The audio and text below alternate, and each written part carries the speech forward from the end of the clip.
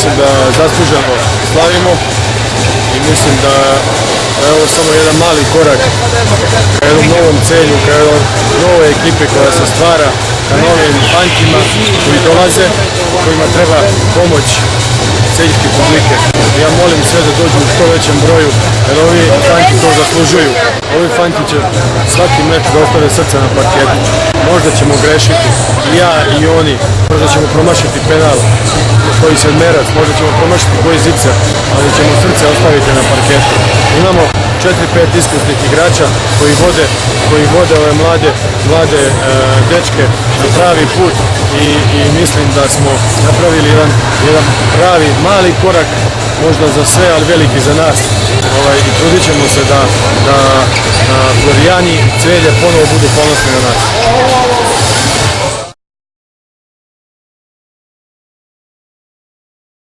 To je bilo vrlo teška turneja, imali smo posle samo 10 dana rada, velikog rada fizičkog, otišli smo na noge ekipama koje su već mnogo duže u pripremama ovome. I mi smo tamo probali sve. Nismo igrali na rezultat, nego smo igrali da damo šansu svima. Što je dobro, dao sam šansu svima i niko se nije povredio. Ali platili smo ceh na zadnjoj utakmici. Ja sam zadovoljan bio sa prvim turnirom i sa utakmicom protiv Mindela. Ja sam video šta možemo, znači šta treba dogledati. Ova peta utakmica mislim da je bila malo nesrećna i tu su mi fanti strašno bili premoreni.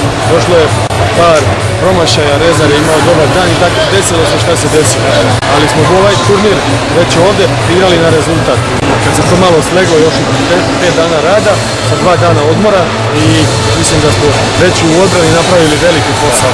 U odbrani smo napravili veliki posao, ima tu da se doteruje, moramo da doteramo polu kontru, moramo da doteramo napad.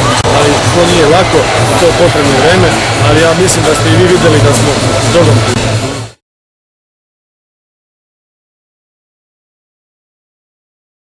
Znate šta, nismo mi još ni favoriti za prvaka, nismo ni ja. Mi smo mladi i željni uspeha. Ja sam čvrsto uveren da moja momčad stoji čvrsto na zemlji. Željen je odličan protivnik. Ja kažem da su oni favorit broj 1. Ja kažem da je Kopar tu odmah tu do njih. Ja mislim da smo mi favoriti broj 3. Mi smo favoriti broj 3.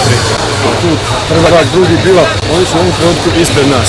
Ali mi ćemo se sa svojom mladošću, mi smo gladni, trudit ćemo se da držimo korak sa njima. Naravno, dođemo visoko, znamo gdje nas, što nas čeka još, znamo gdje grešimo, ovo nije ništa, ovo se ne računa još ništa.